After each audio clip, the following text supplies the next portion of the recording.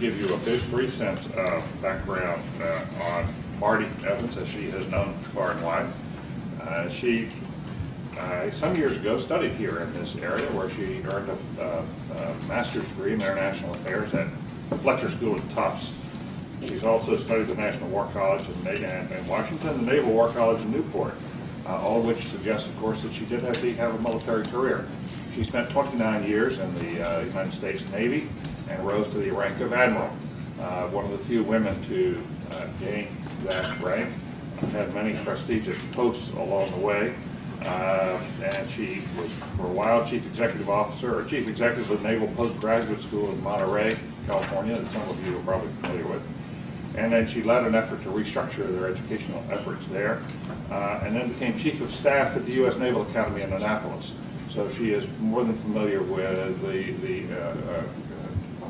instructional side of the Navy as well as the command side.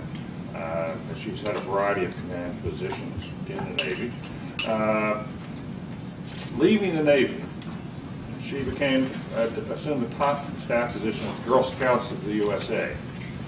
And during her time there with the Girl Scouts, membership increased to nearly 1 million, the highest in the organization's history. You may recall that the Girl Scouts has been the home of a number of people who have been significant leaders and have written and thought about leadership in the past. And it's been an excellent organization. She was recruited from there to come to the Red Cross. Those of you who follow the Red Cross, the Kennedy School has been engaged with executive training programs with the Red Cross led by Mark Moore for some time. And a variety of managers have come in here on a periodic basis, and Mark indeed became an informal counselor to the Red Cross as they went through periods of transition. They had what was considered a bumpy road. Some would consider it an extremely bumpy road before Marty Evans came there. They had turnover at the top, but more than that, the Red Cross became extraordinarily controversial, as you'll recall, during the 9/11 period and just after. And it was an organization in need of a strong, effective, respected leader. The board, I was familiar with this search, and the board spent some months trying to find exactly the right person. And they now believe they have succeeded far beyond their dreams. Marty Evans has been there for 18 months at the Red Cross. She has been rebuilding the organization, which it needed, putting it on a firm new path. And it's in that context that we welcome you here today. Thank you, Marty Evans, for coming, and we look forward to it.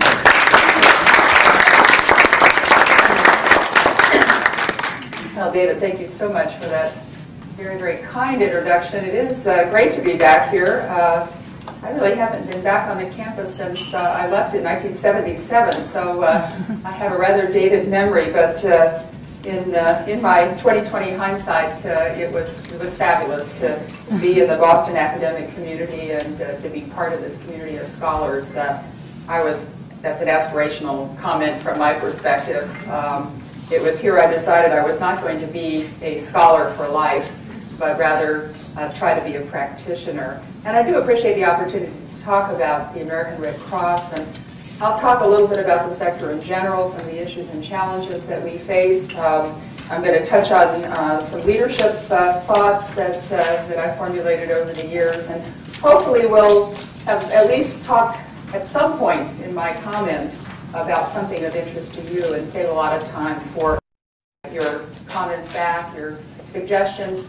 There's nobody in the country who doesn't have a suggestion for how Red Cross can do their job better, so I welcome yours. I'm sure they'll be quite thoughtful, and I mean that seriously. The Red Cross is your organization. Under the whole concept of 501c3s, which is what we are under the IRS code, we exist and get special tax advantages because of the relationship we have with the public. That is, we are expected to provide service to the public. Unlike some nonprofits, we have some actual designated roles and responsibilities that are contained in our congressional charter, as well as in certain national plans. So we are on the hook to deliver service to you. We do it partly because we have the obligation in the statutes, but we also do it because we are a humanitarian service organization and believe in the value of service. Let me tell you a little bit about the origin of the Red Cross movement, because it's central to who we are today. And I think one of my biggest challenges, if you want to take sort of a global view of the challenge of leading this organization, and I don't do it alone, I'll talk about my partners in the American Red Cross Board of Governors. One of the governors of the Red Cross is here today, is Steve Carr, so I have to be totally truthful about what I say about the organization, and certainly politic as well, though I would be anyway. The origins of the Red Cross movement are important, because if you go back to the origins in the mid-19th century, you can then track forward to today, the different world today. And one of my largest challenges, and what I kind of think about in those moments at 3 a.m. when I awake and try to get things sorted out, is how do you make this dream that Henri Dunant and then subsequently Clara Barton had, how do you make it relevant for our time? Because my own view is that those of us in leadership positions, whether we're in volunteer leadership positions, as is the case of our Board of Governors, or in staff leadership positions, we're here voluntarily. We've stepped up to the plate and said that we will take on the challenge of being the custodians of that dream that created the organization way back when. We will safeguard the dream and then prepare the organization as appropriate to meet the challenges that lie ahead. So I think we are very much, at least I'm very much taken with the idea that we have to make sure that the organization, as it is in our custody, is strengthened, the values are perpetuated, and then we pass it on to the next generation for the future. Henri Dunant saw the carnage in those great battles in the mid-19th century, and in particular the Battle of Solferino had a huge impact on him. And he thought about issues that occupy the humanitarian service space today, and created the movement. He was Swiss, created the movement, and created the insignia. And there's a whole nother talk and discussion about the challenges, contemporary challenges of insignia. But he created the Red Cross insignia because it was the reverse of the Swiss flag. Very simple. There's no religious connotation to it at all, and that is extremely important. It is merely the reverse of the white cross on the red field, which is the Swiss flag. Clara Barton heard about it, and she was an amazing woman. Again, for a course in women's studies, she is truly a role model of someone who seized an idea and wouldn't give up. She had organized women on the Civil War battlefield, women of the North and the South both, to minister to the soldiers. And after the Civil War, she went to President Lincoln and said, it is really important that we help the families who were left behind know the fate of their loved ones. And so she led an effort to trace the whereabouts of about 20,000 soldiers and connect the information of what happened to them in the various Civil War battles back with their families. And that is the thread of the beginning of our refugee tracing part of the Red Cross mission that we have today. We were chartered in 1905 by the U.S. Congress, and we are one today of 180 national societies. 180 countries have national societies that are labeled either Red Cross, Red Crescent, or the third Magan David Adam, which is the Israeli case. We all subscribe, all of those societies subscribe to the 7 fundamental values of the Red Cross movement, which are humanity, impartiality, neutrality, independence, voluntary service, unity, and universality. And we are all federated in an organization called the International Federation of Red Cross and Red Crescent Societies, which is a Geneva-based organization. And they kind of do organization and roles and responsibilities with respect to providing humanitarian service around the world in places other than zones of conflict. Just to add an aside here, the issue of humanitarian service in zones of conflict is under the purview of another organization, not to be confused with the Federation, the International Committee of the Red Cross, which is a Swiss-based organization that is focused primarily on the observance of the Geneva Conventions. So we operate kind of in intersecting space.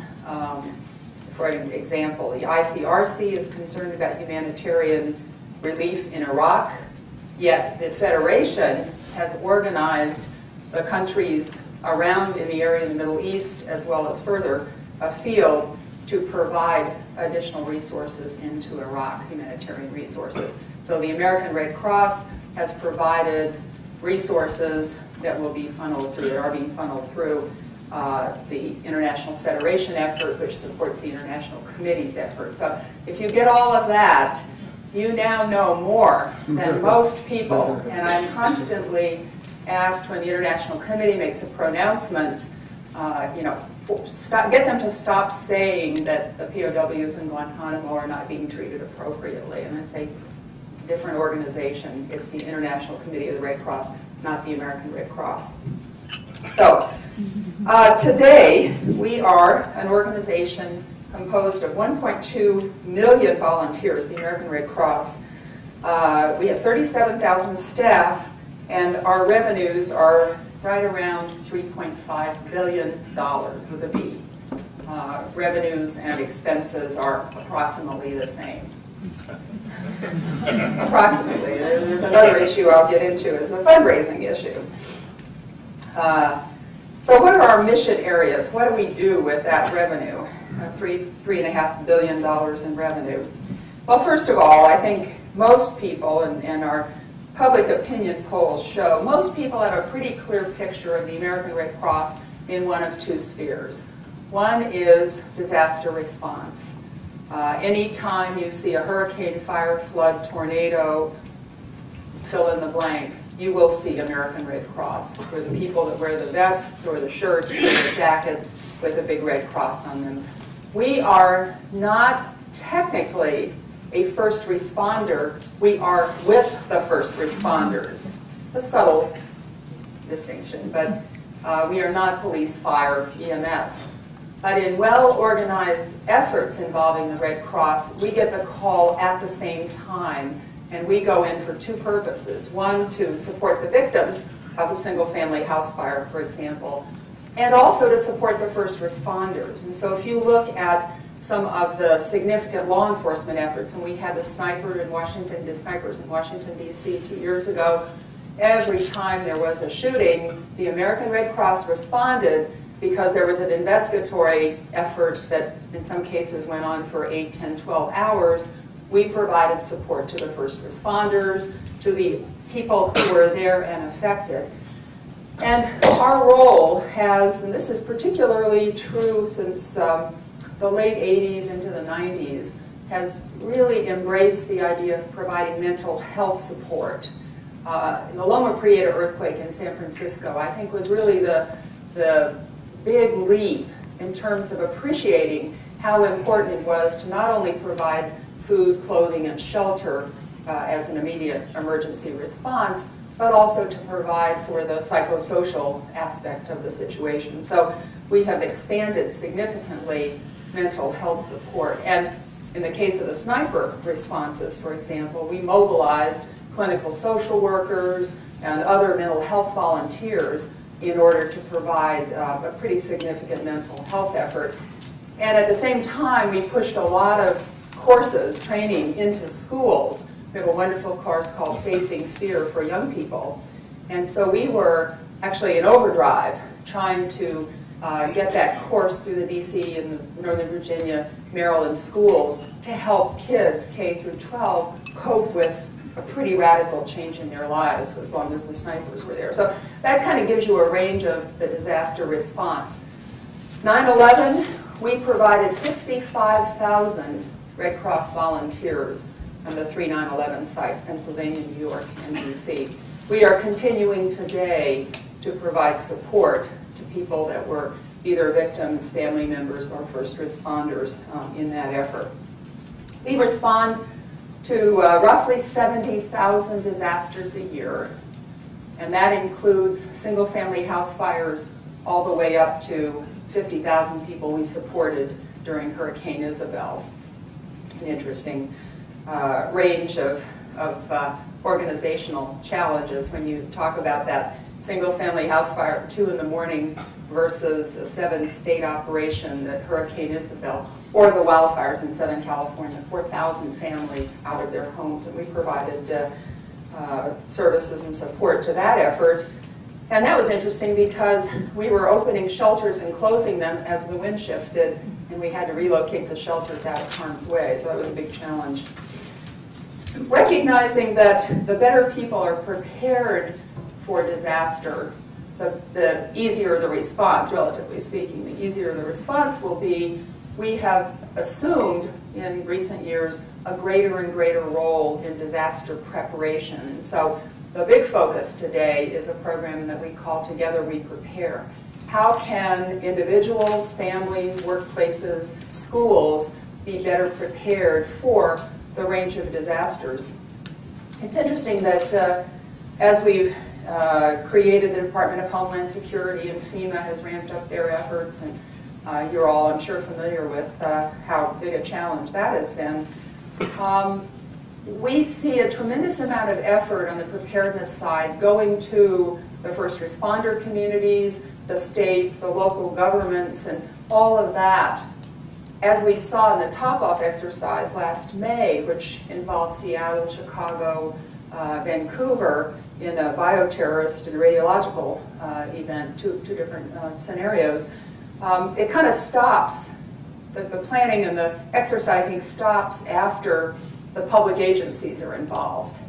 But if you look at those scenarios and future scenarios, they're actually being developed right now, you will see enormous challenges in the months and years ahead to deal with the civil population. So that whole issue of mass care, when you talk about a radiological or a biological incident, is a huge looming challenge that we're working with Homeland Security just to even characterize the kind of effort that will be required. Things like decontamination. How do you decontaminate 50 or 100,000 people in a major urban area? Just the logistics of that. Where do you get the clothes you put them in? And how do you stage it? And all kinds of major logistics questions. And I don't think we can underestimate in the disaster preparedness scenario preparing for the terror of the terror.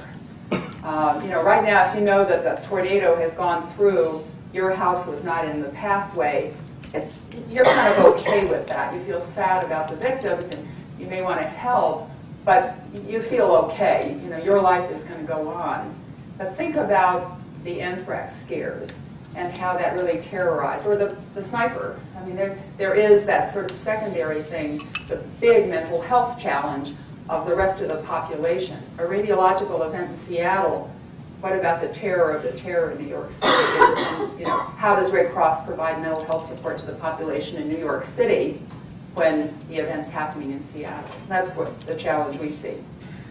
I haven't even mentioned the word blood, but I will tell you that looms large on my daily schedule.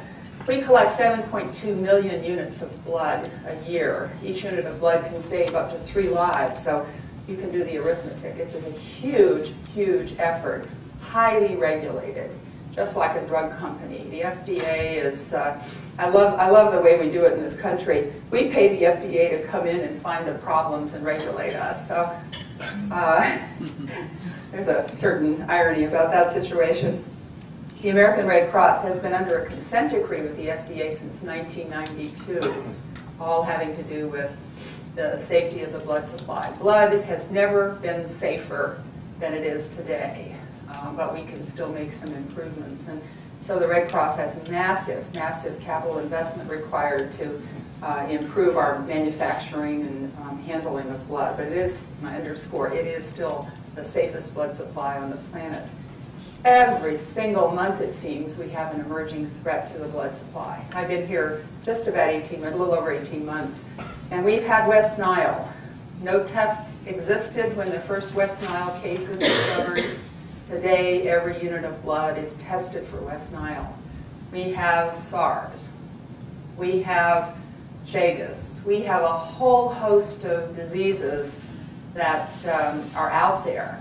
And it's always an issue about how we can further expand and extend our testing, our discovery of the epidemiological factors that relate to who could be at risk, and then how to defer those people from donating blood. Only about 60% of the population today, March the 2nd, is even eligible to give blood. It's because of diseases, travel, behavioral history, whatever. So 60% are eligible and only about 5% give blood.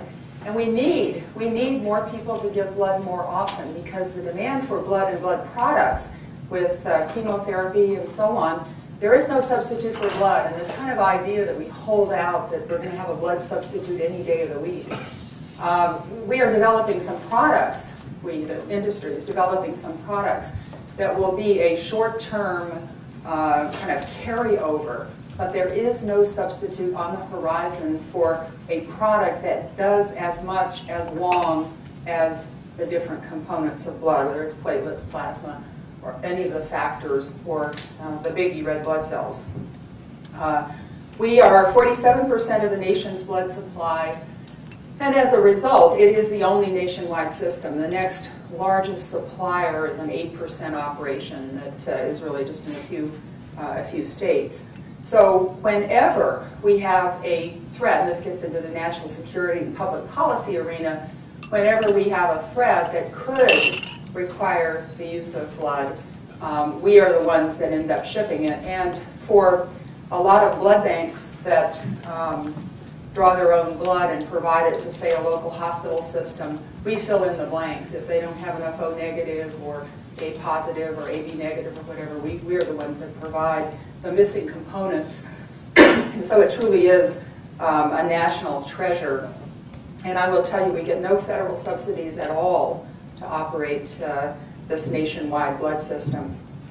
The fourth area is Armed Forces Emergency Service. We provide, and this is in our charter, we provide the link between the military families back home and their loved ones around the world. So we deliver those messages about the illness of a close relative, a family member, and so on.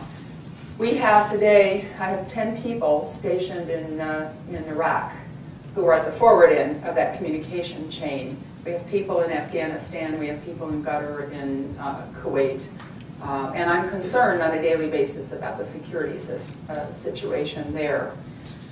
And finally, we have a major international component. We have bilateral American Red Cross, host country national Red Cross or Red Crescent Society relationships in about 40 countries. We focus on water and sanitation, on healthcare, education, HIV/AIDS prevention and treatment, nutrition, and I think those are the primary areas in our international projects. So we work bilaterally, and then we also work, and we are funded in some cases by USAID and some of the governmental sources, and then we work also through the International Federation on multilateral kinds of projects. So that's the scope of the Red Cross, and I would suspect, if you're not an average audience, but unless you have delved into the background of the Red Cross, you're probably surprised by one or more of the aspects of the range, the scope of the mission of the Red Cross, or maybe even just the finances of the Red Cross. Let me talk briefly about our priorities. First of all, and I'm reminded of what John Gardner says about life being, or sometimes we're faced with a series of opportunities that are cleverly disguised as insoluble problems. And on a daily basis, I'm looking at some of those seemingly insoluble problems. The first one is, how do we move the needle in this country on preparedness? How do we, when we talk to people about preparedness, they say, oh yeah, that makes sense. We should have a family disaster plan. We should have some disaster supplies. Yeah, we should have training in first aid and CPR. Yeah, we should donate blood. It's good to do that. How do you take that affirmation that those are worthy activities and get people to actually do them. It's appalling today how little preparation there is from a family workplace kind of point of view. Only about 40% of the workplaces that we surveyed last fall in a pretty expansive survey have done anything to prepare their workforce or their facilities for the possibility of some kind of disaster. Only 40%. I mean, 60% have done nothing. A similar number, about 38% of people, when questioned, knew that their kids' schools had a disaster plan. Just a little more than a third, so roughly 2/3 were clueless about what their kids' schools planned to do if there was any kind of a disaster. They probably have plans, but the parents didn't know about it. So how do we get people to actually take some steps? So that's number one. How do we respond better in the face of disasters? And this gets to David's comment in the introduction about some of the heat that the Red Cross took. One of the things I found when I came to Red Cross, and I did some focus groups with 9/11 victims and survivors, nobody is ungrateful for what the Red Cross does. You know, if you say, are you satisfied with the fact that the Red Cross provided you emergency support? The answer is almost universally yes. But as I listened to what people told me about that support, I found out that it was a paperwork nightmare, that we just didn't have systems and processes that made it smooth, that honored the pain that the family members were going through and having to tell their story. And then when you add the fact that we're the leading agency, and I would say that we are actually assigned by the federal government to be the lead on providing mass care. But there are other players there, and in New York, there were roughly 15 other organizations that were also there with resources and help for the victims and the survivors. But guess what? Those victims and survivors had to tell their story up to 15 times for each different agency. And I found that appalling, that there was no effort for some kind of a common intake process. So we put those people who need our services, desperately need our services, we put them through all kinds of torture to get those services. So how do we improve and enhance not just the Red Cross's handling of those situations, but also the whole sector? And I will tell you that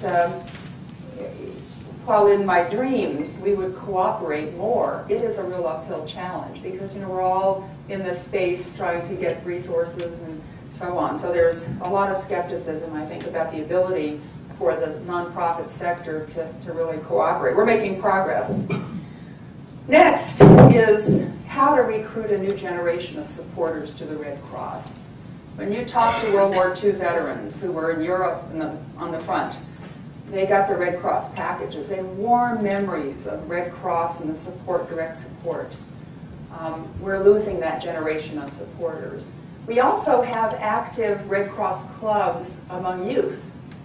But somehow between the youth and the mature generation, we lose our volunteers and we lose our supporters. This is what you find in every organization. It's what we dealt with at Girl Scouts. How do you capture the few moments that that person who's in their early work career, who's raising a family, who's doing all of those things, maybe elder care is a factor in there. How do you capture their time? How do you compete for their resources? How do you get them to stop long enough every 2 months to donate that unit of blood? It only takes about 45 minutes to an hour, but they don't have that hour, and we don't make it easy for them. And how do you recruit in your next generation of supporters the diversity that this country represents?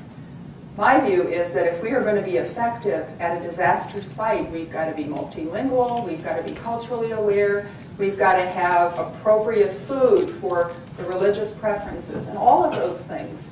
How do we build that into our system and make it normal? Red Cross is not there yet, and we have a lot of work to do on that.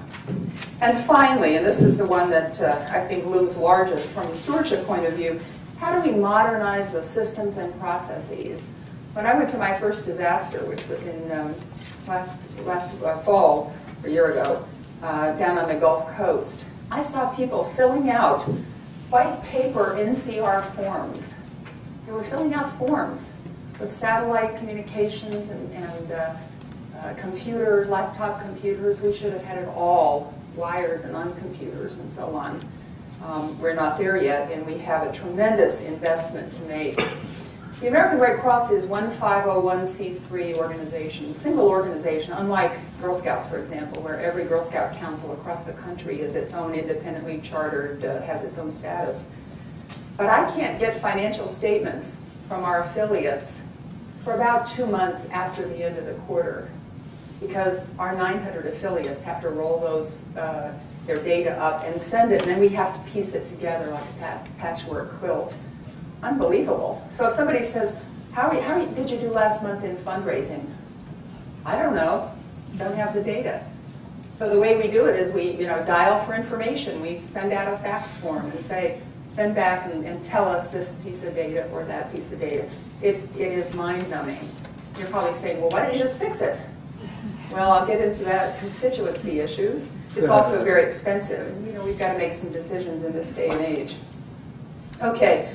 Let me tell you briefly the challenges of leading this organization, my personal challenges, and they're not necessarily in order. Lest you think this isn't the best job in the world, I'll say up front it is, and I'll talk about that towards the end. I love it. But it's kind of the reality of what we deal with on a daily basis. First of all, it's a challenge of multiple constituencies. I have a board of governors. They are wonderful people, every single one of them. But I have 50 of them. Now, if you look at most corporate boards, at least that I'm familiar with, 10, 11 is kind of the max number. So I have 50 people. And what's really different, I think, when you compare it to corporate boards, is every single person is fired by the passion, that vision of the founder, Clara's vision about providing humanitarian service. And so every single governor has not only the passion, which is really important, has a lot of experience. 30 of our governors come from Red Cross chapters, so they've had the first-hand in the field experience. 12 are at-large members, 8 are appointed by the President of the U.S. and consist of the usual suspects: the Secretary of Health and Human Services, the Secretary of Education, Secretary of Veterans Affairs. So those cabinet secretaries are the 8. But each one has a point of view about what the Red Cross should do and what the Red Cross should be. And the management of those relationships consumes, in the nonprofit sector, significantly more organizational time and energy than in the for-profit sector. And it's really, it's partly just the sheer numbers, the 50 versus, say, 10 in the corporate sector. But it's the programmatic focus that I think is different. I'm on a corporate board. I'm on the Mavis Department Stores board. And I wouldn't even think of calling the chairman and say, I was in Filene's the other day, and I really didn't like the choice of the pink suits. I think you should buy more green suits for the spring. It's not the role of the board. But in the nonprofit sector, you get, and then this is not unique in the Red Cross, you get a lot of rudder orders from people, rudder orders, like tactical direction. Sometimes try to purge that Navy language. You get a lot of red orders from people because they want their programs preserved and protected. And another aspect that doesn't just relate to the board is that once you get a program in place, let's say you get a grant to do Meals on Wheels, it develops a volunteer constituency, because most of our work is done by volunteers with some staff support. It develops a constituency, the grant runs out, you're stuck with the program because you can't just cancel a program. Great difficulty in the sector across the board canceling a program. I have 900 chapters, and they are also constituents. 900 chapters, plus or minus, with their own local boards. And believe you me, if at any day of the week, 451 of those chapters are dissatisfied with the national headquarters, we're in big time trouble. So I feel it's not unlike being on a continuous political campaign to enlist our local chapters in the dream. They pay my salary. They are assessed a fee to be part of the Red Cross, and that is a component of the national operating budget. So I am very mindful that while ultimately I have a lot of authority and control over them, I exercise it very, very carefully. Because if I get a certain number or critical mass going in a different direction, that causes a lot of trouble. Another constituency is the federal government. And that's been very interesting as we watch the metamorphosis of Homeland Security and FEMA and all of that. They want us there, yet we're not full partners in a sense. And some of the structures set up as you know, they're making the new world, the new policy development process, the new interfaces, as they're making those up. We have a specific designated responsibility for mass care of the population of the United States. And that is right alongside and equal to other federal tasks like reconstituting the nation's banking system, the nation's transportation system, the healthcare system. So we are at that level, yet it is a constant challenge to be seen as a full partner. And oh, by the way, we don't get automatic federal funding. We don't get to submit our budget request every year for the appropriation process. So the feds get a pass on having to provide some support for that. And then the public, and these are just the big constituencies I see. At any point in time, you can see the 9/11 issues rise up again when the public gets concerned about something. And you know, when you see the stories in the New York Times, or Washington Post, I guess it was, about the Nature Conservancy, nobody is gleeful that the Washington Post has seized on the Nature Conservancy to do this in-depth investigatory reporting, because you know that it could be your organization next. And I was heartened by a 20th Century Fund study done well after 9/11 that concludes that the Red Cross got a really rotten deal from the media in terms of 9/11. There were issues, we fixed the problem, we got no credit for fixing the problem. And when I came on the scene a year later, that was still the continuing refrain, your 9/11 problems, the lack of trust. We watch very, very carefully our trust figures with the public. We survey every 3 months, and we watch those numbers, not only the absolute numbers, but also the numbers in relation to other nonprofits. And we see ourselves with heart cancer, Boy Scouts, Girl Scouts, the big ones that you might expect. And I want to tell you, on our last survey, we were the #1. So, but you know that's fragile. It's only as good as the last issue that the public has with the Red Cross. And it's hard these days, I think, to maintain trust in a world that's much more cynical, with the Enrons and the Tycos and the United Ways and the 9/11s, and all of that is cumulative. And you add to that this mania to regulate, and the whole issue on the table now is whether Elliott Spitzer in New York is going to get some kind of Sarbanes-Oxley-like regulation on the nonprofit sector. We have chosen to adopt as many of the requirements as we can, but with the financial reporting systems, it's a little bit hard to do things, particularly the 404. Another challenge is how we can make sure we actually accomplish something that is specific and measurable.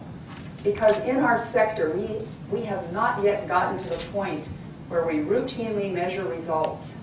We do a lot of things the way we've always done them, but we're not as agile about changing the tactics, the strategy, to change the results. It's a lot harder to do that in our sector. And as I mentioned, we've got an awful lot of results that we need to accomplish because a whole range of different entities and people, individuals, are depending on us. And finally, the whole equation of scarce resources in many tasks. It's no secret that after 9/11, with the economy, with some of the other issues, donations to the whole sector dropped off. And in our particular case, we're a third rung in the priority of people's donations. People give to their churches and religious organizations. They give to their schools. You know, we have a warm feeling for our institutions, particularly undergraduate. and then we give to general community causes, and the Red Cross fits there. So we have found, again from surveys, that people want to give to the Red Cross, but with the recession and so on, that they have felt some constraints on doing that. So how do you make sure that you are doing the most you can with the diminished income stream? And we face that along with all kinds of other people. Another aspect of our resource scarcity is the consent decree. We are making massive investments over the next number of years in new blood programmatic activities, whether it's IT, capital projects for facilities, and so on. It's an enormous investment, $600 million in the next 8 years for new blood processing centers to provide that half of the nation's supply, blood supply. And then just the general business modernization challenges. How do you modernize a business that is so high touch? And how do you tell volunteers that you don't want them sitting there with the white paper forms, and they say, well, if you make me do it on a computer, I won't have that same personal, emotional interaction with our victims, with our disaster victims. So it's not just modernizing the business systems and processes and all of the culture change that attends with something like that. It's also the whole nature of what we do and how you can make the case among your constituents, those volunteers, that this is something that we have to do. Okay, let me just segue quickly, because I do want to leave some time, into some leadership lessons that, or some observations that I have shared with other organizations. One is, you cannot overestimate how much the organization reflects the shadow of the leader. There is no second persona there who is providing as much impact and influence on the nature of the organization as the leader. And in the nonprofit arena, I think there's always a push-pull, because you kind of have two leaders. You have the chair of the board, and you also have the staff leader. And so you have got to be very careful and adept and adroit at balancing those roles off of each other. You get back what you reflect. And I will tell you, every day I'm aware of the fact that when I get up in the morning, if I don't push the energy into the organization, there's a gap there. There are other people in the organization who are energetic and pushing for change and pushing it forward. But if I stop in my role, the whole organization, it's like a system. I see it in my mind's eye as a system of systems. And somebody's got to keep those gears moving. And they can slow down. The leader casts the ethical tone of the top. And there are areas that I focus my particular time and attention on. One has to do with stewardship of donor funds. I want to be able to tell any donor, number one, we safeguarded those funds and we use them for the purpose that you gave them to us for. And number two, that we correctly use them. We didn't use them for things that you would see as inappropriate. And everybody has a different view of inappropriate. So we have to really characterize what is acceptable. I was surprised when I came to Red Cross, and it's not the case today, but I came to Red Cross, there was no way for anybody in the system, 37,000 people, 1.2 million staff members, 1.2 million volunteers, nobody in the system to raise a flag other than through their sort of normal interfaces and say, I don't think we're using these funds right in some place. The good news is we have a hotline system that's up and running. The bad news is people are using it. And so we're having to investigate. We had 552 calls last year on our hotline about having to do with everything from fraud, misuse of funds, inappropriate channeling of donor dollars, inappropriate use of volunteers, and the list goes on. We have had 13 convictions in court. And we are now up to $298,000 in restitution. I think that's kind of, a tip of the, or a surge at the outset, because we instituted this last year, and we're seeing it taper off. But what a commentary on lack of opportunity to report, and then what there was to report out there in this large nationwide organization. And it's not restricted to the Red Cross. We had issues in the Girl Scouts. Unbelievable issues in Girl Scouts, but we did. Theft of cookie money. Anyway. The leader's priorities become the organization's priorities. We have spent a lot of time and energy at Red Cross in developing a real strategic plan, a 5-year strategic plan. And every day I'm mindful that if I decide my priorities are different from that plan, we're setting up a little problem in the organization, mixed messages. And so I think the leaders have to be aligned with their own plans. And it's very important, I think, that when somebody comes into an organization, that they work early on to set out some very specific things with respect to what are we going to accomplish, and then act on that same thing. Leaders must believe in the possibilities and give hope. I think from John Gardner, that is the seminal concept that he ever developed, was the idea of the function of a leader is to give hope. I have to tell you, any day of the week, there are reasons why the leader of this organization would pack up and say, hey, I'm going to let somebody else do it, whether it's a disaster for which we don't have adequate disaster relief funding, it's another missive from the FDA about our problems there, it's an international situation that when we were trying to get some resources into Iran, the problems we had getting through the Treasury and the Foreign Assets Control Office and so on. You know, you just say, what's the point here? But there is a possibility of actually getting some of these things accomplished. And the leader has to help people who are laboring every day on the fine detail of those different activities see that it is possible. And I'm always reminded of Walt Disney, who said, apparently, just remember this whole thing was started by a mouse.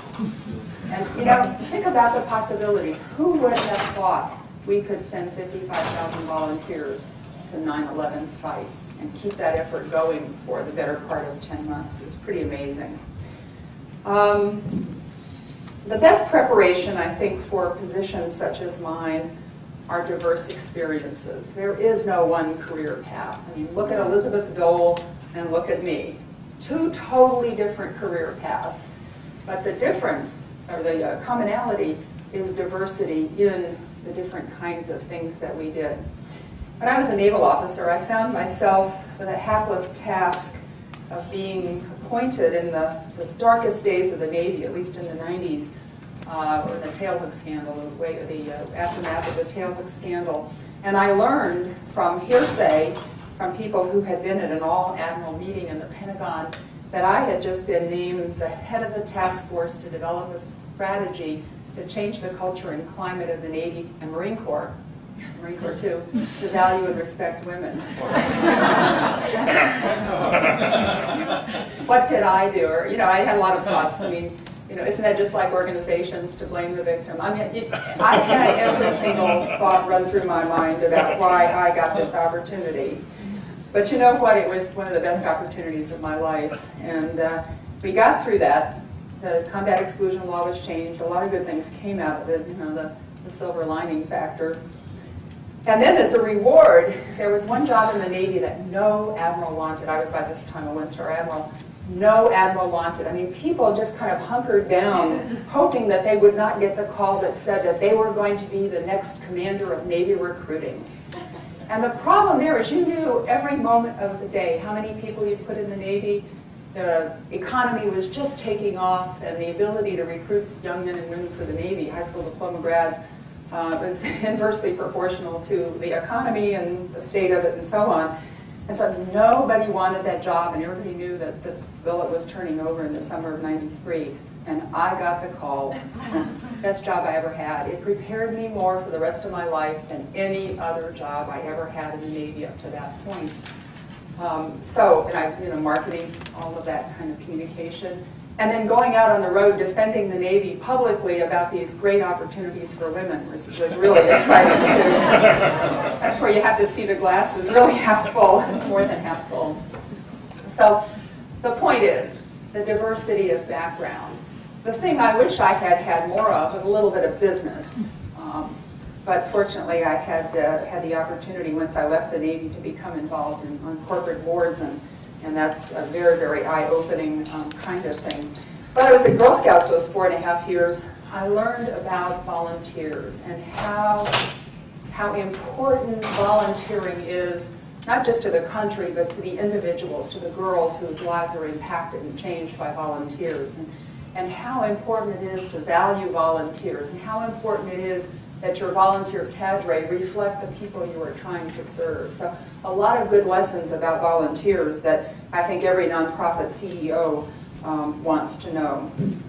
And an affirmation of the idea that if you don't know everything, and I'm the first to sign up for that side of the equation, you need to surround yourself by experts. And fortunately at Red Cross, I have had a great opportunity, because so many positions were unfilled when I got there, to recruit some incredible expertise, whether it's our CFO, our general counsel, our chief operating officer. And I think some people are threatened, some CEOs are threatened by having very talented people. I mean, they're always kind of saying, well, you know, maybe they want my job. Well, I mean, that would be terrific if they want my job. I had an experience once when I was in a plane at 41,000 feet and we lost oxygen. And it was a small plane, Navy plane, and they couldn't get my mask down. And so I started experiencing hypoxia. And I will tell you that that helped me think about what was important in life. But one of the things, as I reflected on that I felt the best about when it was all over, was the fact that if the worst had happened, if the plane had crashed or whatever, or you know, I had been deprived of oxygen to the extreme, my organization would have continued on quite well without me. I had done what was necessary to make sure that I was not indispensable. And I think that's a really important lesson that sometimes leaders don't want to come to grips with. The fact that one of the responsibilities of a leader is to not make him or herself indispensable. No one is well served by the indispensable leader.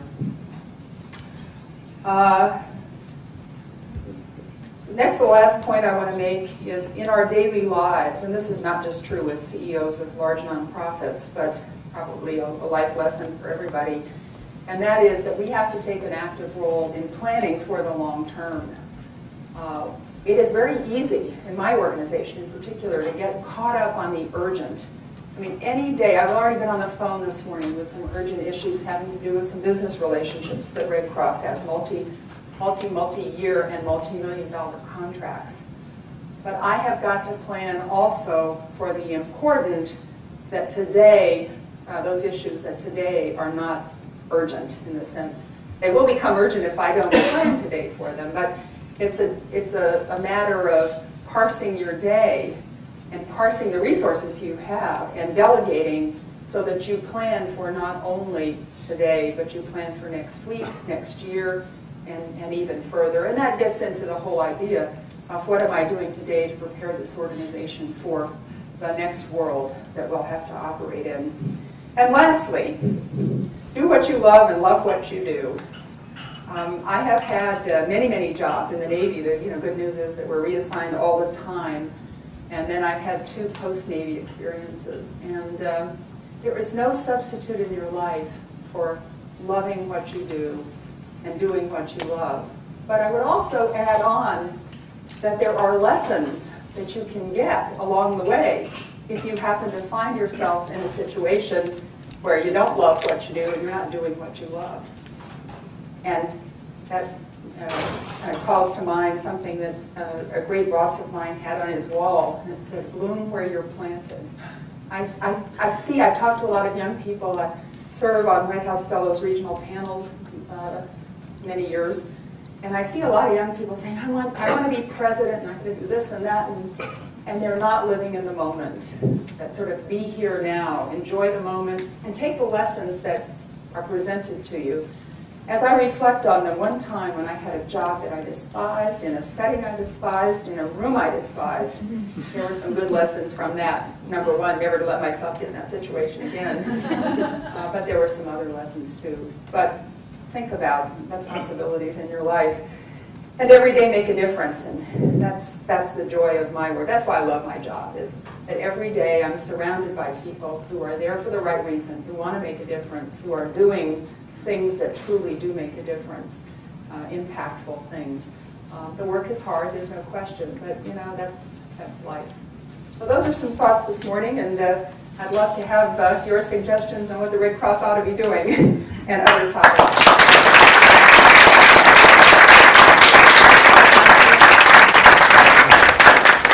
The floor is open. And Ira Jackson. Fabulous talk. Thanks. Learned a lot, including the fact that as a donor I can give up to 6 times a year. I didn't know that. No, actually 8 times a year. 8. Every 56 days, or if you're giving platelets, you can do that's it. double my more than once a annual week. commitment, so I'll try to honor it. Have a needle outside, Ira. Yeah. As daunting as the responsibilities and priorities are that you articulated, mine's a fairly functional question. You didn't mention that at least in one jurisdiction, I think this one, the American Red Cross focuses on immigrant populations and is the principal and primary source of teaching English as a second language. And I wonder if that illustrates both the wonderfulness of the organization and its multiplicity, and also this daunting challenge of staying focused on mission when there are so many missions and so many needs. Yeah, you touched on an issue, a question that I tried to bring real clarity to in our strategic planning process, which involves 6,000 Red Crossers extended over a several-month period. And that is, if you take our mission official language, it's to prepare for and respond to disasters and other life-threatening emergencies. Under the last category, life-threatening emergencies, I mean, you can drive many, many fleets of trucks through that phrase, that opening. And what happens is that problem that you identify a need in the community, which in some cases is not being done by somebody else, though increasingly that's not the case. And then you get some money to do it. All of a sudden you have a program, you have constituencies, you're doing good work, you're getting good press, it's connecting you perhaps to other donors. So there are pluses to expanding the role of the Red Cross.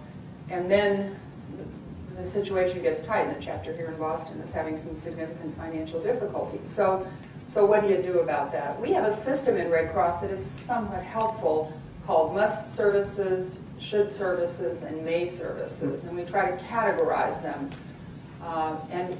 And I've really kind of reduced that to even, I think, a simpler paradigm, and that is our business is to help prepare for and respond to disasters. If we do that, if we are responding effectively to every single family house fire and then are able to scale up to the big ones, then there may be room to do other things.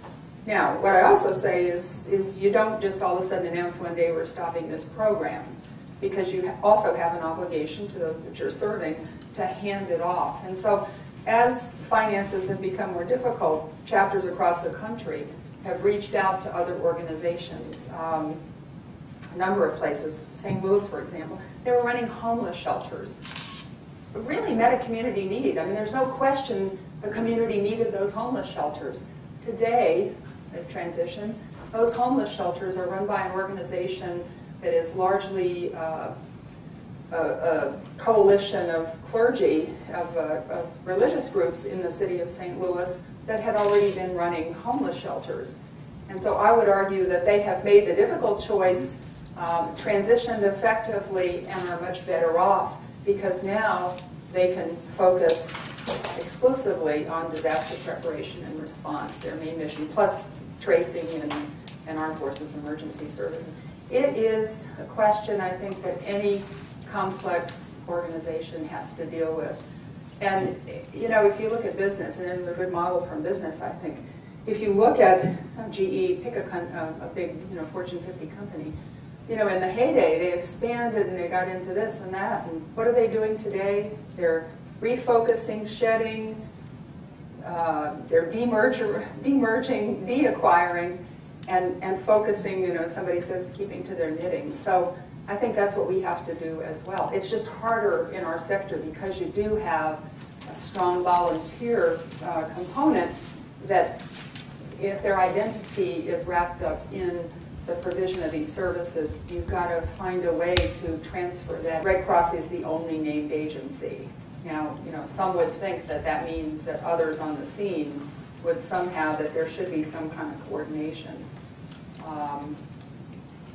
The new plans, the National Incident Management System, and the soon-to-be released, we hope, federal response plan adds more clarity around the responsibilities of the Red Cross to be the primary agent. And the way that plays out is at multi-levels. And what I tell our chapter executives, CEOs of our local chapters, is if they are, first of all, not at the table with their community response organizations, police, fire, mayor's office, however it's structured in the community, they're missing the boat, and they need to press that issue in, and then they need to be a leader among equals, because it's very sensitive. I mean, we don't win friends and develop good working relationships by being the 800-pound gorilla and acting out that way. We kind of are, just because of the scale and scope of what we can do when we do an operation.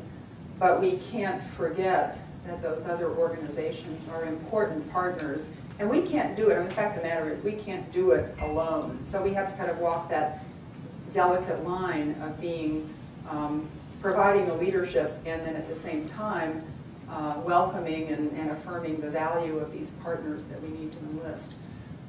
We have worked very closely with United Way and Salvation Army and a host of other community organizations, the National Volunteers in Disasters, VOAD, and Safe Horizons, and some others, on a structure that creates that one portal for accessing the services of us all, so that if a victim comes to any one of the organizations, they would then give authorization or not to have their information shared with the other players in that response, and make it easier for the client. So we're actually working on some specific strategies, but it really, at the end of the day, on a daily basis, it depends on the good working relationships, community by community. We can't legislate or engineer it from just the national headquarters operation. Wonderful presentation. You've had some amazing experiences and successes changing organizational cultures, or using the naval metaphor, taking this battleship and turning it around. I was wondering if you could speak specifically to some of the lessons that you've learned in participating and leading some of those major efforts.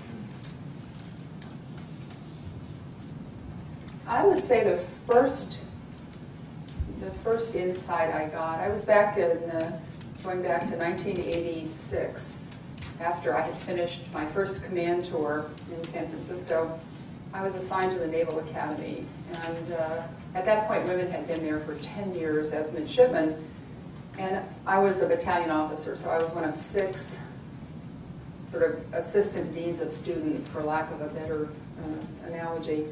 I was responsible for the military training and well-being and all of that of 720 midshipmen, a 6th of the brigade of midshipmen, and was actually physically located in an office right in the berthing and the dormitory space of Bancroft Hall. And the first couple of weeks I was there, I was absolutely appalled. I could not believe, I thought I was at another planet. It was not the Navy I had known.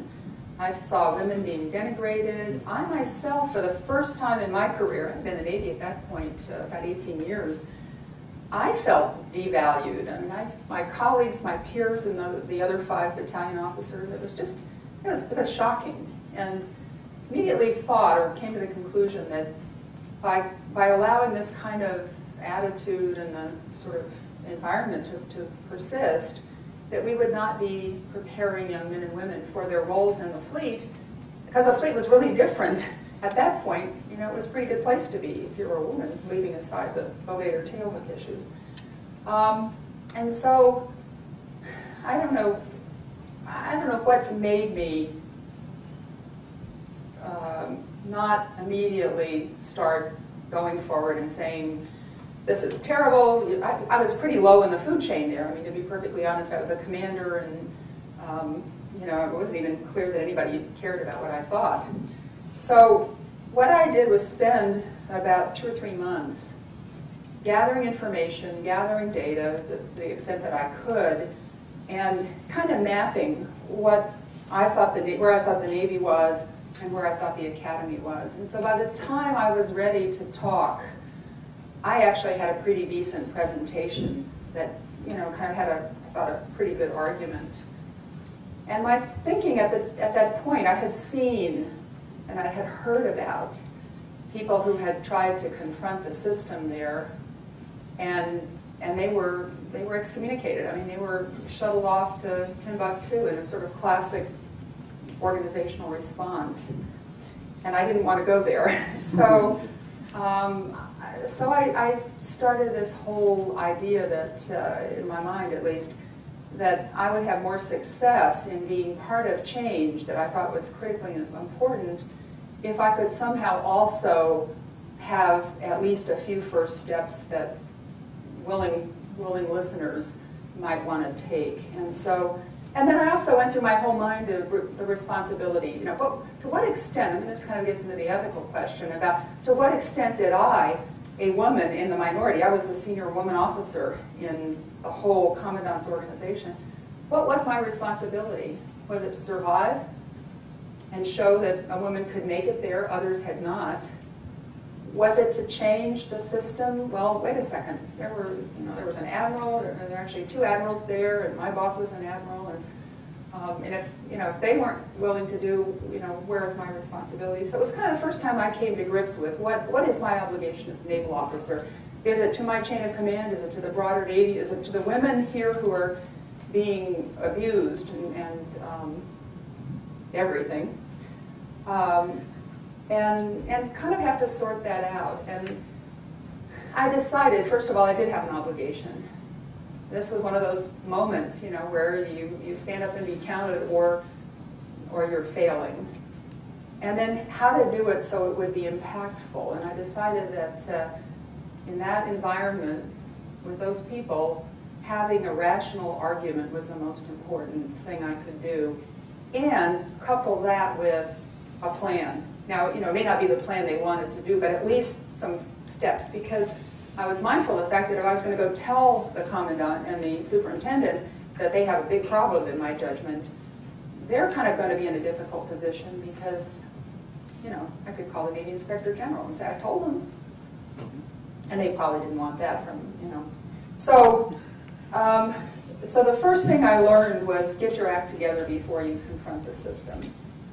And I think that it's hard, but I think it's important. And I've counseled people, men and women both, when they've been in organizational situations that have some of those features, that you really do have to be thoughtful and have a good strategy and find those people in the organization. I think one of the keys for us there at that time was I was not the only one who thought there were some issues, but they were all atomized. They were out there as individual actors. And it was amazing as the conversation happened over 3 months or so, how many people were also offended by things that were going on. So that was very helpful. And that's one issue. And I found with the tailhook work that there were also a lot of supporters for change. And they were just looking for the right change strategy to become a part of. And I thought it was pretty important that the administration, the Republican administration, actually went to Congress and asked that Title 10, Section 6015 be rescinded, the combat exclusion law, in the 92 appropriation and authorization bill. So that was pretty revolutionary that we opened combat assignments to Navy and Marine Corps women at that point in time. I think you also have to have a view of what you're going to be satisfied with as far as gains. I don't think organizations change in a linear fashion. You make some big gains and then you kind of coalesce them. And I, for a couple of reasons, ended up being on the first Women in the Navy study back commissioned by James Webb, interestingly enough. And there were women on that study, about 30 people on that study, who were incensed that the only changes in terms of assignments in the 78 study, or in the 87 study, were going to be logistic support ships. And you say, well, that's, they're not changing the law. They're not opening combat. It's critically open combat. And my view was, let's get women into logistic support ships. Let's make it work, proof of concept, and then we'll have a better platform in the future. So I think it also has to do with your definition of what you will be satisfied with as far as changing. And I think we have to be practical. Organizations don't necessarily change overnight. That being said, I truly did recognize the opportunity in the post-tailhook time for some pretty significant changes. There were a lot of things that came together. I think you have to be prepared to stay the course. It's not going to happen overnight. So there's something about your own inner makeup that you don't get discouraged. I mean, if I had gotten discouraged along the way, I probably wouldn't be here today. And I can remember the 10 months on the tailhook effort, walking through the halls of the Pentagon, and I tell you, when I walked down the passageways of the aviation section of the Pentagon, I mean, it was palpable. And the enemy was in our midst, and big deal. They just sort of, that's their problem, not mine. So you have to have a thick skin too. So I don't know if Linda had some of it. If we do have time for one more question, I'll ask it. But it's really sort of two-part question. Part one is somewhat self-serving. You may even have been a source for Linda, who wrote a case about women in the Navy a dozen years ago. We teach here, and I understand you maybe even spent a couple of weeks here at some point. I had some conversations here. Along the way. But the question really gets to the challenges you face at the Red Cross. As we, post 9/11, we're now looking at catastrophic threats from terrorism that are really kind of unimaginable. I want to apologize if you've already addressed this. I came in a little bit late, so. And really to pick up on a couple of questions that preceded about the kinds of changes you need to implement, the kinds of training or developmental experiences that you're trying to provide the managers of the Red Cross as they're thinking about a world that's really quite unlike the kinds of disasters, kinds of things that we faced in the past. If you could address that for just a minute.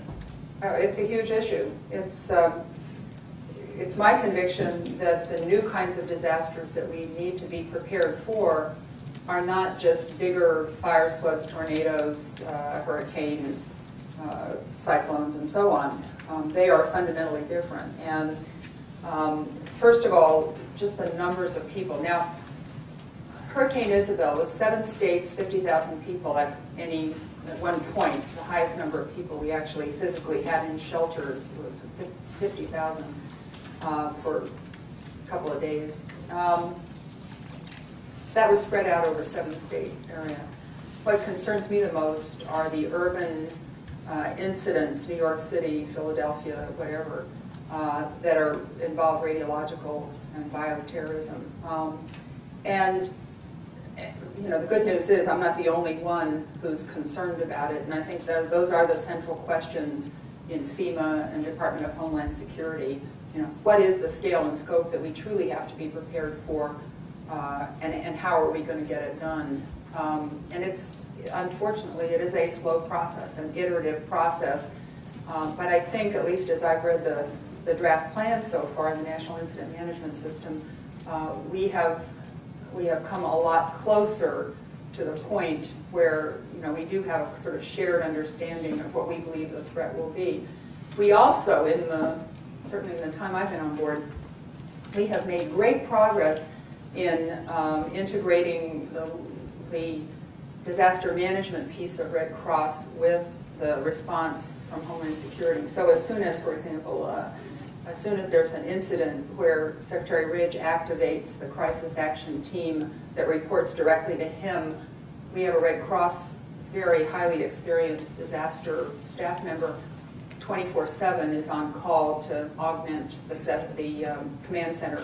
We also have a similar arrangement today with the Centers for Disease Control. Interesting that they now have a response, a specific response role as well in those kinds of scenarios. So we're working very hard to characterize it and then develop the cadre of people. We've trained at this point about 300 of our 900 chapter leadership have trained in WMD response.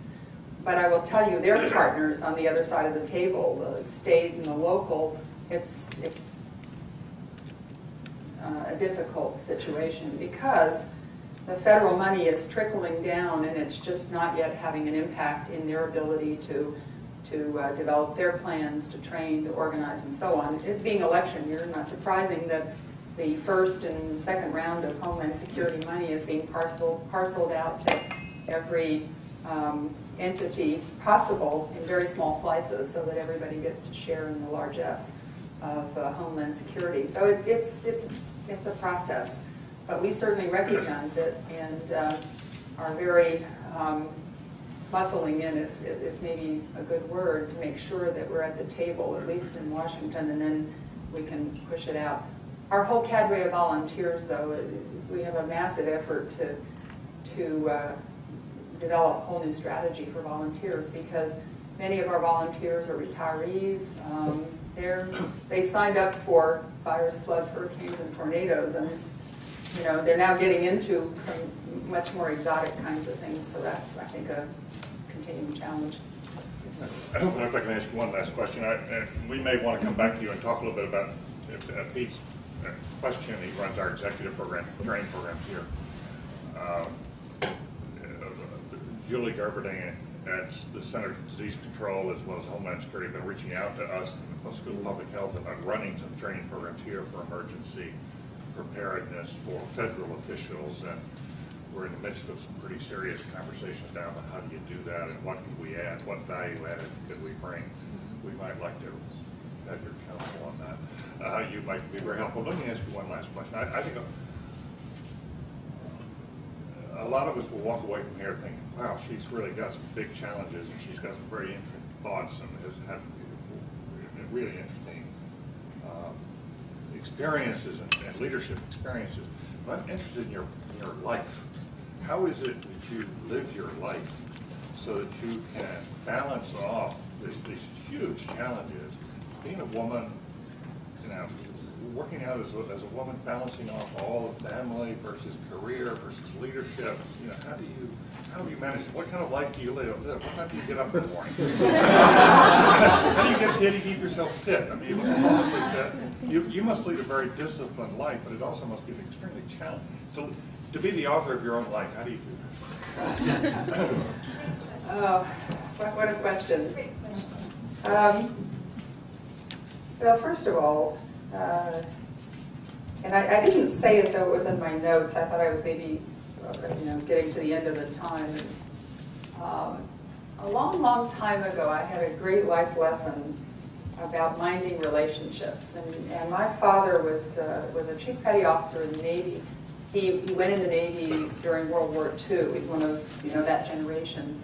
He answered the call, went in the Navy, left the Navy, went to college in South Texas, and then went back in the Navy for the Korean War, missed it so much, and stayed in for 24 years. And so he left the Navy before I joined the Navy in 1968.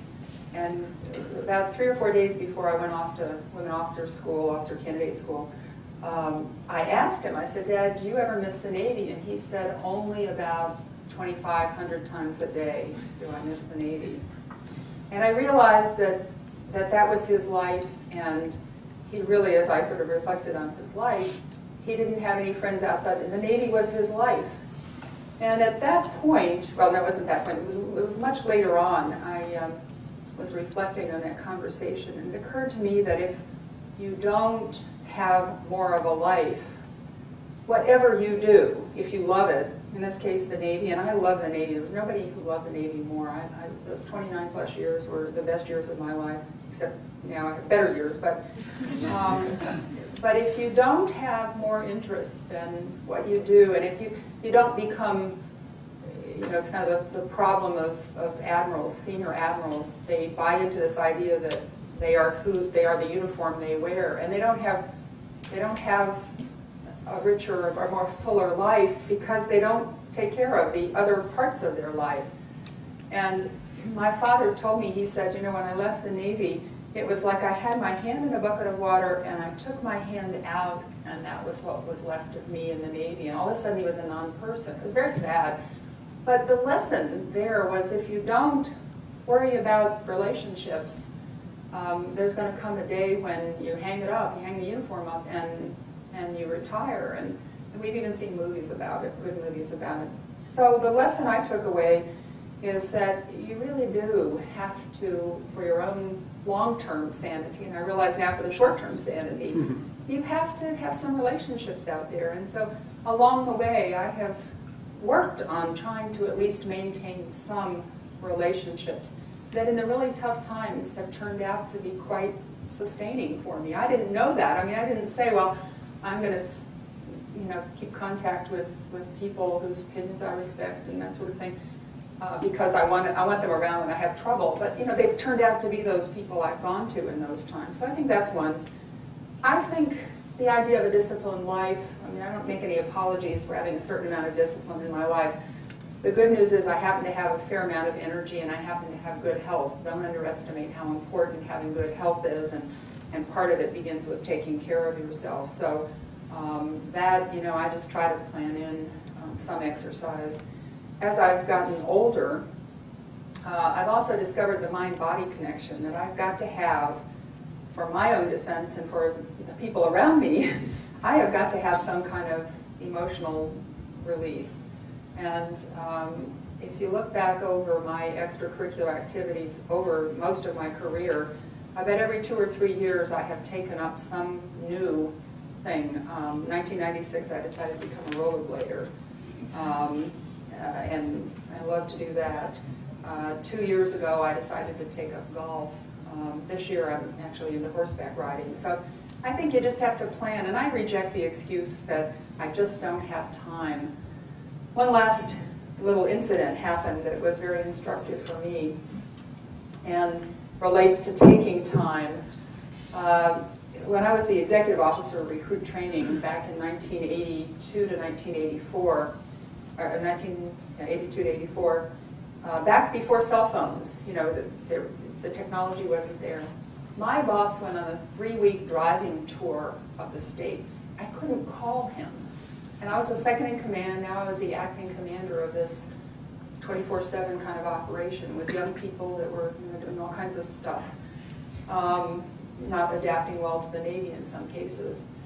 And he went away for 3 weeks, and we ended up dealing with a liver transplant of a dependent of a chief's wife. We had a suicide of a recruit. I mean, all kinds of stuff happened. And I realized that that was the best thing he could have ever done, to let me try out the role. He had prepared me well. It was a good lesson. And then he let me actually have it, and I couldn't reach him. And so my husband, I'm married to a Navy jet pilot, retired. My husband always reminded me after that, he said, remember how important it was for you to have had the experience of being acting in command? How vital that was in your training and development. Well, do your staff a favor. Go on vacation and get out of their way and let them run it. And if they can't, again, back to, you know, what I said before, you haven't prepared them well. So I have, it's kind of like the Greek chorus in the Aristophanes plays. You know, I have the Greek chorus standing over there in the form of my husband who says, remember, you need to take a vacation. Remember, you need to plan time for golf. Remember. So that's the other piece of it, is to have some kind of a loving relationship. And we're celebrating 25 years. And he is the quintessential role-reversed husband. He hasn't worked outside the home since 1984 and has been the captain's spouse, the admiral's spouse. And he thought that the only reason they were happy to see him at the new commands I went to was because, you know, they liked his personality. It was actually because they realized with a role-reversed marriage, the Wives Club would benefit and they wouldn't have to pay to have the furniture moved for their functions. So a sense of humor, too, is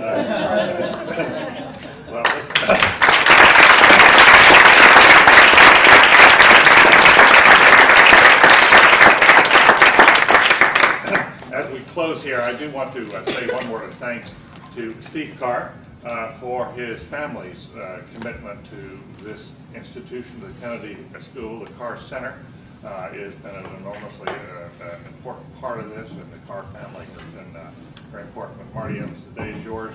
We thank you for coming. We understand now. why you're head of the Red Cross, and I must say, I leave here with a great deal more confidence in the Red Cross and in its future, and with much clearer understanding of leadership. So we thank you. Thank you.